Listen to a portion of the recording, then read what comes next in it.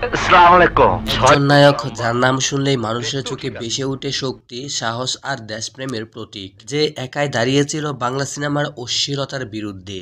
যে সিনেমা আসলেই দর্শক বলতো, এটাই তো আসল বাংলা সিনেমা। আমাদের সিনেমায় যিনি মায়ের জন্য কাঁদিয়েছেন পুরো জাতিকে। কিন্তু জানেন কি, এই মহানায়কের হৃদয় থেমে যায় মাত্র ৪৪ বছর বয়সে। তিনি আর কেউ নয়, তিনি হলেন নায়ক মান্না। আজ জানাবো এক সত্যিকারের মেগাস্টার, এক যোদ্ধা, এক কিংবদন্তির জীবনী। নায়ক মান্না, যার আসল নাম সৈয়দ মোহাম্মদ আসলাম তালুকদার, ছিলেন একজন জনপ্রিয় বাংলাদেশি চলচ্চিত্র অভিনেতা, যার জীবনটা ছিল একটা সিনেমার মতো। ক্যারিয়ারের শুরুতে অনেক ত্যাগ, অনেক কষ্ট স্বীকার করতে হয়েছে তাকে। এফডিসির অফিস পাড়ায় ঘোরাঘুরি আর নিয়মিত পরিচালকদের কাছে ধর্ণা দিতে হতো। কাজ করেছেন খলনায়ক ও পার্শ্বনায়কের চরিত্রেও।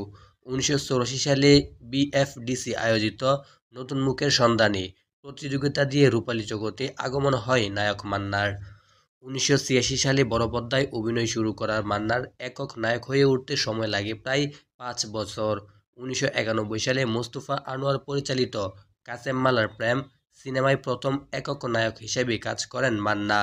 এরপর শুধু এগিয়ে যাওয়ার পালা। নায়ক মান্নার জন্ম। মান্না 1964 সালে 14 এপ্রিল টাঙ্গাইল জেলার কালিহাতী এক মুসলিম পরিবারে জন্মগ্রহণ করেন। মান্নার কর্মজীবন। মান্না চলচ্চিত্রে আত্মপ্রকাশ করেন 1984 সালে, কিন্তু 90 দশকে তিনি জনপ্রিয়তা অর্জন করেন। তিনি অ্যাকশন হিরো হিসেবে পরিচিত ছিলেন, তবে রোমান্টিক এবং সামাজিক চলচ্চিত্রেও সফল ছিলেন। মান্না প্রায় 350-র বেশি চলচ্চিত্রে অভিনয় করেছেন, আবার তিনি বেশ কয়েকটি চলচ্চিত্র প্রযোজনাও করেছেন। মান্নার মৃত্যু 2008 সালে 17 ফেব্রুয়ারি হৃদরোগে আক্রান্ত হয়ে ইউনাইটেড হাসপাতালে 44 বছর বয়সে তিনি মারা যান। তবে মান্নার মৃত্যুকে স্বাভাবিকভাবে মেনে নিতে পারেননি তার পরিবার। মান্নার মৃত্যুতে চিকিৎসার অবহেলা অভিযোগ এনে 2008 সালে 17 সেপ্টেম্বর রাজধানীর ইউনাইটেড হাসপাতালে 6 চিকিৎসকের বিরুদ্ধে মামলা করা হয়।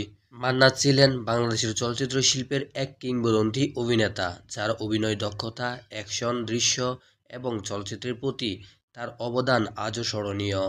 আজকের ভিডিওটি এই পর্যন্তই। দেখা হচ্ছে নেক্সট কোনো ভিডিওতে।